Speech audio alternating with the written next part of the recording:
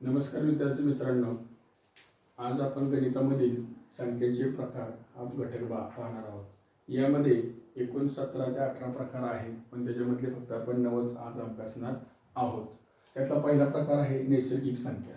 नैसर्गिक संख्या म्हणजेच काय, तर ज्या संख्या समूहाची सुरुवात 1 पासून होते, या 1 पासून होते आणि त्याचा शेवट हा अनंत आहे किंवा अमर्याद आहे, अशा संख्या समूहाला आपण नैसर्गिक संख्या असं म्हणायचं आहे. मग त्यामध्ये 1 2 3 4 अशा खूप आहेत, म्हणजे अमर्यादित, आपण तिथं मोजू शकत नाही. ह्या नैसर्गिक संख्यामध्ये 1 ही संख्या सर्वात लहान आहे आणि मोठी संख्या सांगता येत नाही. पण स्पर्धा पेपरमध्ये आपल्याला काय करायचं आहे की नैसर्गिक संख्या या घटकाचा प्रश्न काय येणार असतील किंवा येतो प्रश्न, तर तो कसा येतो की 1 पासून 70 पर्यंत असणाऱ्या संख्येची बेरीज किती, किंवा 21 पासून 80 पर्यंत असणाऱ्या संख्येची बेरीज किती, असा प्रश्न आला की आपण काय करायचं, तर सर्वात प्रथम तुम्ही काय करायचंय, वहीमध्ये 1 ते 100 अंक लिहायचे, उभे लिहायचे, म्हणजे 1 ते 10 11 ते 20 अशा प्रकारे 100 पर्यंत अंक लिहायचे ती, आणि त्यांची बेरीज करून ठेवायची. कारण तीच बेरीज आपल्याला काय होणार आहे, नंतर भविष्यात उपयोगी येणार आहे.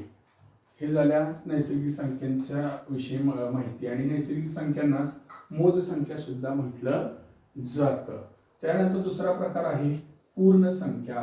त्यानंतर दुसरा प्रकार कोणता आहे, पूर्ण संख्या. या पूर्ण संख्येची सुरुवात 0 पासून होते आणि नैसर्गिक संख्येची सुरुवात 1 पासून होते. मग पूर्ण संख्या कशाला म्हणायचं, तर ज्या संख्या समूहाची सुरुवात 0 या अंकापासून होते आणि शेवट आपल्याला काय सांगता येत नाही, अमर्याद अनंत आहे. म्हणजेच काय, तर पूर्ण संख्येची व्याख्या काय होणार आहे, पूर्ण संख्येत ज्या संख्या समूहाची सुरुवात 0 या अंकापासून होते आणि सर्व नैसर्गिक संख्या यांना एकत्रित पूर्ण संख्या असं म्हटलं जातं. जसं इथं आपण 1 ते 100 नैसर्गिक संख्येमध्ये 1 ते 100 अंक लिहून त्यांची बेरीज करणार आहोत, तसंच इथं करायचंय. फक्त इथं केले, नैसर्गिक संख्येमध्ये केले आहे म्हणून आपण इथं करणार नाही. तसंच इथं लहान संख्या लहान अंक म्हणजे पूर्ण संख्येतील सर्वात लहान अंक म्हटलं की 0च येणार आहे. 0ला जर किंमत नसली तरी ह्या पूर्ण संख्येच्या संख्या समूहामध्ये 0 पासून सुरुवात होत असल्यामुळे पूर्ण संख्येमध्ये लहान अंक हा 0च असणार आहे. कारण आपण फक्त अंक म्हटलं की 0 ते 9 असे पकडतो, बरोबर. पण ह्या फक्त 0 असल्यामुळे त्याला किंमत नसते, म्हणजे आपण 1 ते 9 अंक घेतो आणि त्यांचा वापर करत असतो. जेव्हा 9च्या पुढे गेले की आपण 10 लिहितो. तसंच फक्त इथं काय असणार आहे, पूर्ण संख्येमध्ये 0 पासून सुरुवात होते म्हणून या संख्या समूहामध्ये सगळ्यात लहान, या पूर्ण संख्यांच्या संख्या समूहामध्ये सर्वात लहान संख्या म्हणजे 0 आहे. आणि मग तिथपासून 1 2 3 डॅश डॅश अनंत अमर्याद, म्हणजे पूर्ण संख्या सुद्धा अमर्याद आहे. परत एक सांगतो, लक्षात घ्या, पूर्ण संख्या कशाला म्हणायचं, तर ज्या संख्या समूहाची सुरुवात 0 या अंकापासून होते आणि त्यामध्ये नैसर्गिक संख्यांचा समावेश होतो, त्यांना एकत्रितपणे आपण पूर्ण संख्या म्हणणार आहोत. त्याच्यानंतर पुढचा प्रकार आहे तिसरा, तो म्हणजे पूर्णांक संख्या. आता पूर्णांक संख्या म्हणजे काय, तर अतिशय थोडक्यात आहे बघा. एक संख्या रेष आहे, याला काय म्हणतात, संख्या रेष. आणि ह्या संख्या रेषेवर मध्यभागी 0 आहे. संख्या रेषेवर मध्यभागी 0 आहे आणि त्या शून्यामुळे काय झाले, त्या संख्या रेषेचे 2 भाग पडतात. एक भाग म्हणजे उजवी आणि दुसरा भाग म्हणजे डावी. आणि उजवा भाग जो आहे, त्या उजव्या भागात म्हणजे शून्याच्या उजव्या बाजूला ज्या संख्या आहेत त्यांना म्हणतात धनसंख्या. काय म्हणतात, धनसंख्या. त्या अधिक या चिन्हानं दाखवतात. आणि शून्याच्या डाव्या बाजूला ज्या संख्या असतात त्यांना म्हणतात ऋण संख्या. त्या वजा या चिन्हानं दाखवतात. म्हणजे पूर्णांक संख्यात म्हणजे थोडक्यात सांगायचं झालं तर काय, ज्या संख्या समूहामध्ये ऋण धन आणि 0 ह्या ज्या संख्या एकत्र येतात त्यांना पूर्णांक संख्या असे म्हणतात. पुन्हा सांगतो बघा, पूर्णांक संख्या समूह म्हणजे काय, तर ज्या संख्या समूहामध्ये ऋण संख्या, शून्य आणि धन संख्या ह्या एकत्र येतात त्यांना पूर्णांक संख्या म्हटलं जातं. पूर्णांक संख्येमध्ये जसजसं आपण उजवीकडे जात जाऊ तसं संख्या वाढत जातात आणि पूर्णांक संख्येमध्ये शून्यापासून जसं जसं आपण डाव्या बाजूला जात जाऊ तसं संख्यांची संख्या वाढत जाते. पण उजवीकडे असणाऱ्या संख्या ह्या मोठ्या होत जातात आणि डावीकडे या संख्या लहान होत जातात. म्हणून पूर्णांक संख्येमध्ये सर्वात मोठी संख्या सांगता येऊ शकत नाही आणि पूर्णांकामध्ये सर्वात लहान संख्या सुद्धा सांगता येऊ शकत नाही. पण जर फक्त आता आपण बघूया त्यातले दोन प्रकार, पूर्णांक संख्येमध्ये असणारे दोन प्रकार कोणते, एक ऋण संख्या आणि धन संख्या. तर सुरुवातीची डावी बाजू आपण पाहू, त्याच्यामध्ये आहे ऋण संख्या. ऋण संख्या कशाला म्हणायचं, पूर्णांक संख्या रेषेवरती शून्याच्या डाव्या बाजूला जो संख्या समूह आहे त्यांना आपण ऋण संख्या म्हणायचं आणि ऋण संख्या हे वजा या चिन्हाने दर्शवले जातात. आता ऋण संख्येमध्ये कोणते प्रश्न विचारले जातात आपल्याला, तर पूर्णांक संख्येमध्ये ऋण संख्येमध्ये सर्वात मोठा नंबर कोणता किंवा सर्वात मोठी संख्या कोणती, तर ऋण संख्येमध्ये सर्वात मोठी संख्या ती म्हणजे ऋण 1 आहे. पूर्णांक संख्येमधील ऋण संख्येमध्ये सर्वात मोठी संख्या कोणती आहे, ऋण 1 आहे आणि सर्वात लहान संख्या अनंत आहे, जिच्या काय आपल्याला सांगता येऊ शकत नाही. त्याच्या विरुद्ध उजव्या बाजूला आहे, उजव्या बाजूला कोणता प्रकार येतो, तर धनसंख्येचा प्रकार येतो. धनसंख्येमध्ये सर्वात मोठी बाजू म्हणजे सर्वात मोठी संख्या जी आहे ते आपल्याला सांगता येत नाही, ती कोणती आहे, अनंत आहे. ती कोणती आहे, अनंत आहे. आणि धनसंख्येमध्ये सर्वात लहान कोणती, तर अधिक 1 आहे. म्हणजे धनसंख्येची व्याख्या काय होऊ शकते, संख्या रेषेवर उजव्या बाजूला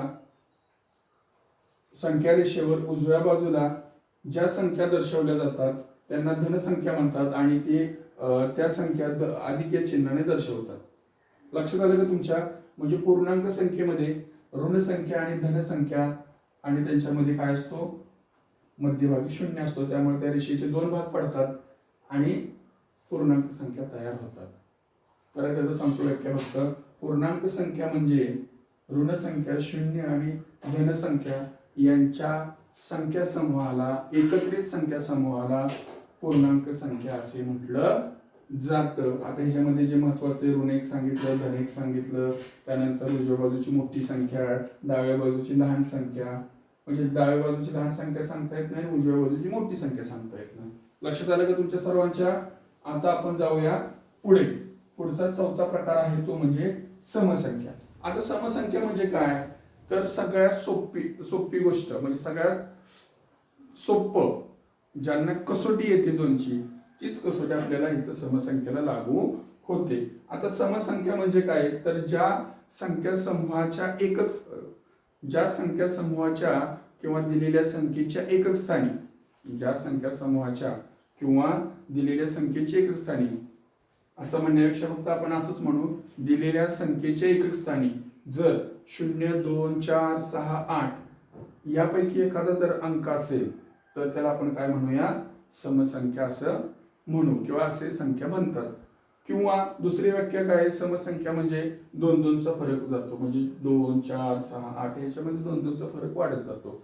किंवा ज्या संख्येला 2 ने निश्चित भाग जातो त्याला सुद्धा आपण समसंख्या म्हणत असतो किंवा त्याला समसंख्या असे म्हणतात. आता इथं बघा, इथं सुद्धा त्याचप्रमाणे ज्याप्रमाणे नैसर्गिक संख्या सांगितलं त्याचप्रमाणे तुम्हाला इथं तेच करायचंय की समसंख्या काढत असताना आपल्याला 1 ते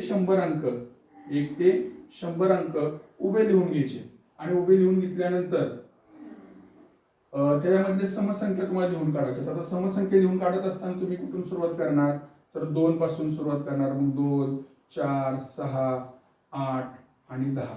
तर ह्याची काय करायची, तुम्ही त्याच्या खाली बेरीज करून ठेवायची. का बेरीज करायची, तर ही बेरीज तुम्हाला प्रश्नांमध्ये विचारली जाते. असे समसंख्या सर्वात लहान 2 पासून ते 100 पर्यंत अशा उभ्या सगळ्या लिहायच्या, त्यांची बेरीज करायची आणि त्या बेरीज त्याच्या खाली ठेवायच्या. आणि त्या लिहिल्यानंतर मग तुम्हाला त्यावरती कोणताही प्रश्न जरी भविष्यात आला तरी तो सोडवण्यास सोपा जातो. अतिशय सोपं आहे. फक्त तुम्ही काय करा, त्या गोष्टी व्यवस्थित समजून घेत जा. काय अडचण आली तुम्ही मला मेसेज करू शकता. जर काही गोष्टी समजत नसतील तर तुम्ही मला ह्या व्हिडिओला लाईक, शेअर आणि सबस्क्राईब करा. आणि आपले काय अडचणी असतील तर मला तुम्ही अवश्य सांगा. माझा नंबर आहे 7798728781. त्यानंतर पुढचा प्रकार येतो तो विषम संख्या. पुढचा प्रकार कोणता येतो तर विषम संख्या. जसं आपण इथं तर बघा एक सांगायचं राहिलं, समसंख्येमध्ये 1 ते 100 मध्ये एकूण संख्या किती येतात समसंख्या तर 50 संख्या येतात. किती येतात 50 येतात. विषम समसंख्येमध्ये 1 ते 100 या संख्येमध्ये एकूण 50 संख्या येतात. तसंच विषम संख्या सुद्धा 1 ते 100 मध्ये 50 येतात. म्हणजे हे लक्षात ठेवण्यासाठी आपल्याला सोपं आहे.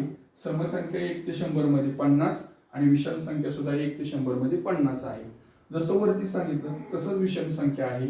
ज्या संख्येच्या दिलेल्या संख्येच्या एकक स्थानी 1, 3, 5, 7, 9 दिलेल्या संख्येच्या एकक स्थानी 1, 3, 5, 7, 9 यापैकी एखादा अंक असेल किंवा असेल तर त्याला विषम संख्या असे म्हटलं जातं. विषम संख्येचं सुद्धा आपल्याला समसंख्येसारखंच करायचंय.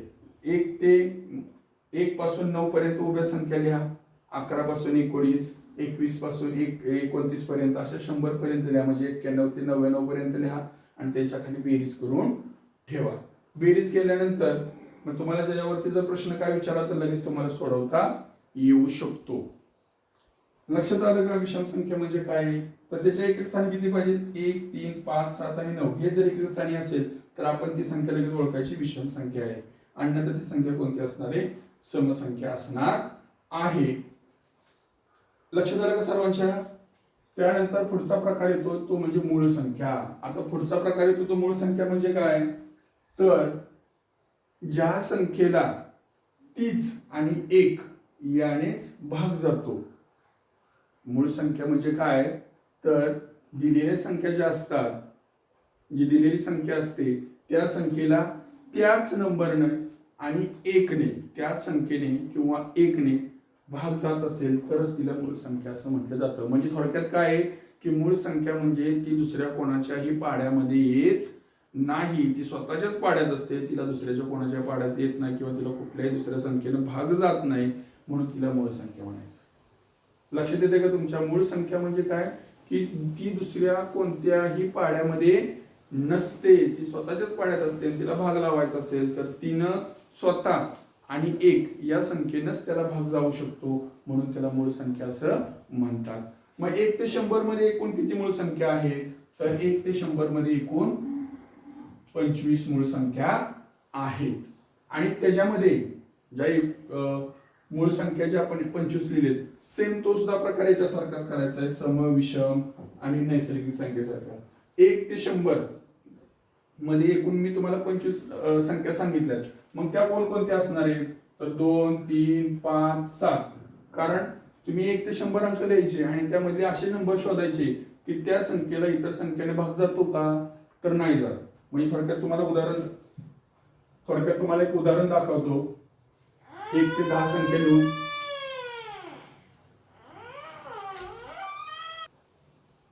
1, 2, 3, 4, 5, 6, 7, 8, 9 आणि 10.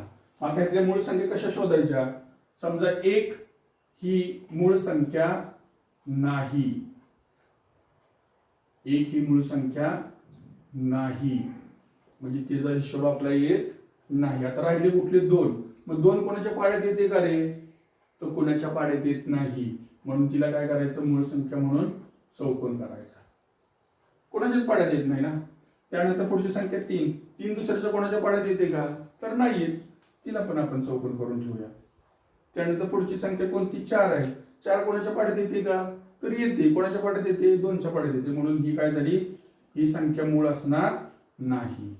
त्यानंतर ही सोडून द्यायची मग 4. त्यानंतर पुढची 5 कोणाच्या पाड्यात येते का तर ती सुद्धा येत नाही, मग त्याला सुद्धा चौकोन करून ठेवायचा. त्यानंतर 6 कोणाच्या पाड्यात येते का, तर 2च्या आणि 3च्या पाड्यामध्ये येते, म्हणून ती सुद्धा सोडून द्यायची. त्यानंतर 7 कोणाच्या पाड्यात येते का, तर ती सुद्धा कोणाच्या पाड्यामध्ये येत नाही, मग त्याला काय करायचं आपण चौकोन करून ठेवायचा. 8 पाड्यात येते का, 8 सुद्धा दुसऱ्याच्या पाड्यात येते. 9 दुसऱ्याच्या पाड्यात येते. 10 येते. म्हणजे आपल्याला 1 ते 10 मध्ये किती संख्या सापडल्या मूळ संख्या, तर 2, 3, 5 आणि 7. अशा तुम्हाला 1 ते 100 अंक लिहून त्यामध्ये अशा संख्या शोधायच्या आहेत. अशा तुम्हाला त्या 1 ते 100 मध्ये अंक लिहून अशा प्रकारे तुम्हाला 1 ते 100 अंक लिहून त्यामध्ये अशा मूळ संख्या शोधायच्या आहेत. त्यामुळे तुम्हाला सोपं जाईल.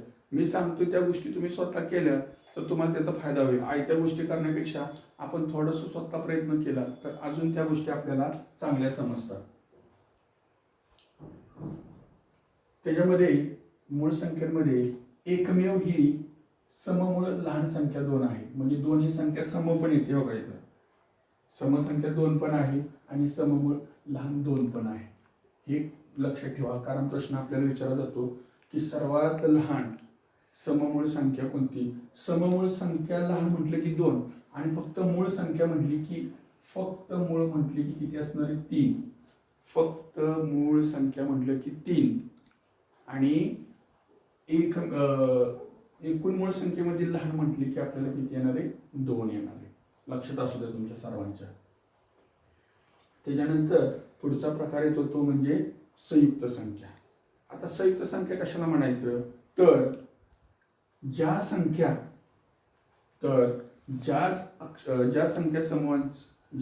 समूहामध्ये मूळ संख्या आणि एक संख्या सोडून, मूळ संख्या एकूण 25 आहेत आणि एक हा अंक सोडून राहिलेल्या जेवढ्या सगळ्या असतील तेवढ्या सगळ्या काय असणार आहेत, संयुक्त संख्या. थोडक्यात काय, तर ज्या पाड्यातील असतील त्या, म्हणजे ज्या पाड्यात येतात दुसऱ्याच्या पाड्यात येतात त्यांना काय म्हणायचं, संयुक्त संख्या. संयुक्त संख्येची व्याख्या लक्षात येईल का तुमच्या, ज्या संख्या पाड्यात येतात किंवा एक आणि मूळ संख्या सोडून राहिलेल्या जेवढ्या सगळ्या संख्या आहेत तेवढ्या सगळ्या संख्या ना एकत्रितपणे संयुक्त संख्या असं म्हटलं जातं. 1 ते 100 पर्यंत एकूण किती संख्या आहेत, 74 संख्या आहेत. बघा 74 म्हणजे कशा, तुम्ही म्हणा सर 74 कशा, तर मूळ संख्या किती आहेत, एकूण 25 आहेत आणि 1 26 झाल्या, म्हणजे 100 वजा जर 26 केले तर आपल्याला किती मिळतील, 74 मिळतील. म्हणून संयुक्त संख्या एकूण किती आहेत, 74 आहेत. आता या संयुक्त संख्येवरती आपल्याला प्रश्न विचारले जातात. कसे विचारले जातात, तर संयुक्त म्हणजे थोडक्यात काय आहे, सम आणि विषम. याच्यामध्ये काय असतात, सम संख्या पण असतात आणि विषम संख्या सुद्धा असतात.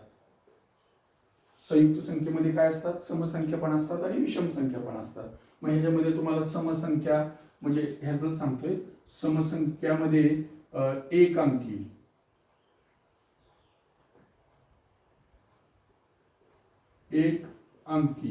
अंकी लहान मोठी.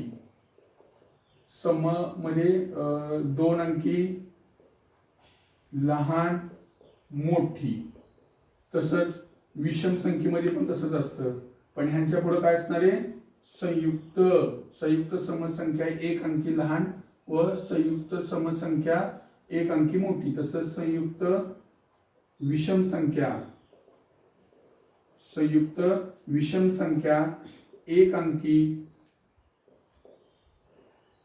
अंकी लहान आणि मोठी किंवा 2 अंकी लहान व मोठी. ह्या संख्या तुम्हाला काय करायची, ती तुमच्या वहीमध्ये तुम्हाला लहान मोठे संख्या 1 अंकी 2 अंकी त्या शोधून लिहायच्या आहेत. म्हणजे तुम्हाला त्यावरती प्रश्न जर विचारला तर ते सोडवायला सोपं जाणार आहे. लक्षात आलं का तुमच्या संयुक्त संख्या कशाला म्हणायचं, किंवा तेव्हा कोणकोणते प्रश्न विचारू शकतात किंवा येऊ शकतात ते. म्हणजे अशा प्रकारे त्या संयुक्त संख्या आहेत. 1 ते 100 पर्यंत एकूण किती आहेत, त्या 74 आहेत. त्याच्यानंतर 8वा प्रकार आहे तो म्हणजे जोडमूळ संख्या. आता जोडमूळ संख्या कशाला म्हणायचं, ज्या मूळ संख्येमध्ये ज्या 2 मूळ संख्येमध्ये 2चा फरक आहे, ज्या 2 मूळ संख्येमध्ये 2चा फरक आहे किंवा ज्या दोन मूळ संख्यांच्या दरम्यान एक संयुक्त संख्या येते. बघा मी परत एकदा सांगतो, मूळ संख्या कशाला म्हणायचं? ज्या दोन मूळ संख्येमध्ये दोनचा फरक आहे किंवा ज्या दोन मूळ संख्येमध्ये फक्त एकच संयुक्त संख्या येते. आता संयुक्त संख्या म्हणजे काय? तर ती विषम पण असू शकते किंवा सम पण असू शकते. पण विशेषतः जोडमूळ संख्यांच्या मध्ये किंवा दोन मूळ संख्यांच्या मध्ये शक्यतो आपल्याला सम संख्याच येत असते. त्याला काय म्हणायचं? जोडमूळ संख्या. परत एकदा व्याख्या सांगतो, ज्या दोन मूळ संख्यांमध्ये दोनचा फरक असेल किंवा ज्या दोन मूळ संख्येमध्ये एकच फक्त विषम संख्या येत असेल, एकच फक्त संयुक्त संख्या येत असेल तर त्याला जोडमूळ संख्या म्हणतात. मग एकूण जोडमूळ संख्या किती आहेत? तर 1 ते 100 मध्ये 8 जोड्या आहेत. जोडमूळ संख्येच्या एकूण जोड्या किती आहेत? 1 ते 100 मध्ये 8 जोड्या आहेत. मग आता ह्या जोड्या पण कशा शोधायच्या? तर आताच तुम्हाला सांगितलं की दोन मूळ संख्येमध्ये दोनचा फरक असतो. म्हणजे बघा 2, 3, जरा मोठे लांब लिहितो जरा, 2, 3, 5, 7 ह्या मूळ संख्या आहेत. एवढ्या तर शोधूया आपण फक्त. जोडमूळ संख्या कशा शोधायच्या त्या फक्त मी तुम्हाला सांगतोय. आता जोडमूळ संख्या शोधत असताना आता मला सांगा, 2 पण मूळ संख्या आणि 3 पण मूळ संख्या आहे. पण ह्या दोन मूळ संख्येमध्ये दोनचा फरक येतोय का? तर नाही येत. म्हणजे दोन आपण घ्यायचे नाहीत. फक्त जोडमूळ संख्या कशा शोधायच्या ते मी सांगतोय. तर व्याख्येत तुम्हाला दिले, दोन मूळ संख्येच्या दरम्यान एक संयुक्त संख्या असते. दोन मूळ संख्येच्या दरम्यान म्हणजे दोनचा फरक असतो. पण आता इथे दोनचा फरक बघताना आता 2 आणि 3 मध्ये दोनचा फरक येतो का? तर नाही येत. मग आता ह्यांच्यामध्ये दुसरी संख्या येते का? तर नाही येत. मग आता 3 आणि पुढची संख्या किती? 4 आहे. 1, 2, 3, 4, 5, 6, 7, 8, 9 आणि 10 अशा संख्या आहेत. मग आता एक तर येणारच नाही, त्याचा विषयच नाही, मूळ संख्याच नाही ती. मग दोन मूळ संख्या आहे, दोनच्या नंतर 3 मूळ संख्या आहे. मग ह्या दोघींमध्ये एक संयुक्त संख्या येते का? तर नाही येत. म्हणजे ही काय जोडमूळ संख्येसाठी अंक येणार नाही. मग पुढचा अंक बघूया 3. पण 3 मूळ संख्या आहे. 3च्या नंतर दुसरी जो मूळ संख्या कोणती आहे? म्हणजे ही 3 मूळ संख्या, ही 5 मूळ संख्या. यांच्या दरम्यान एक संयुक्त संख्या आहे का? एक जी संयुक्त संख्या सांगितली ती आहे का? तर हो आहे. आणि शिवाय त्या दोन मूळ संख्येमध्ये दोनचा फरक येतो का? म्हणजे 5 वजा 3 केले तर किती येतात? 2 येतात. म्हणजे याचा अर्थ 5 आणि 3 ही काय झाली? एक आपल्याला जोडमूळ संख्या मिळाली आपल्या व्याख्येनुसार. बरोबर ना? त्यानंतर आता दुसरी शोधूया आपण. आता हे झाले तर 5 आणि 7 घेऊया. यांच्यामध्ये एक संयुक्त संख्या आहे का? तर येस आहे, 6 आहे.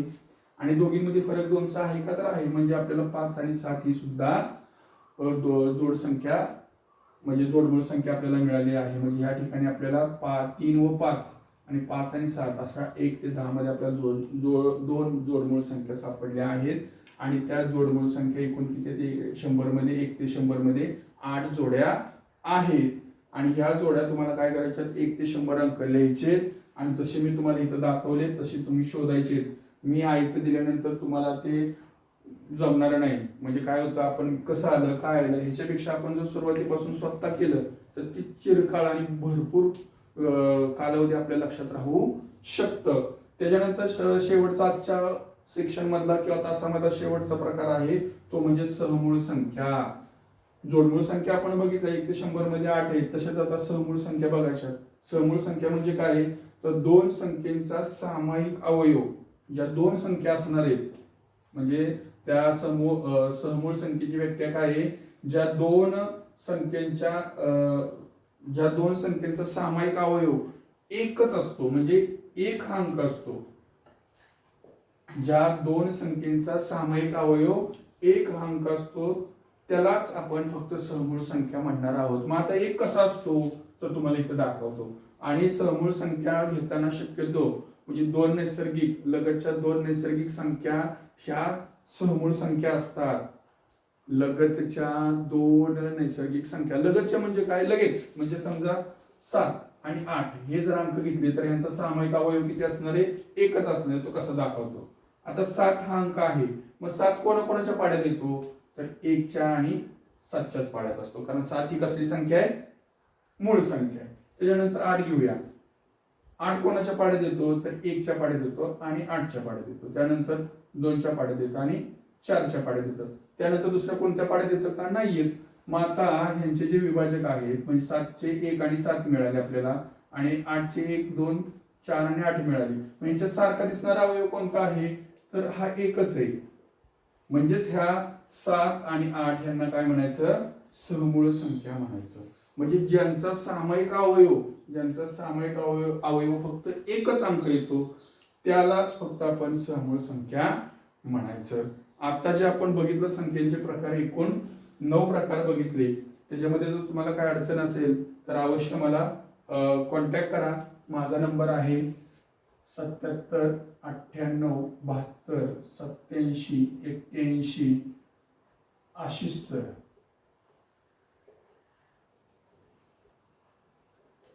या व्हिडिओला लाईक सबस्क्राईब शेअर करा की जेणेकरून तुम्हाला नवनवीन असे व्हिडिओ जे मी तयार करणार आहे ते तुम्हाला सोयीस्कर होतील.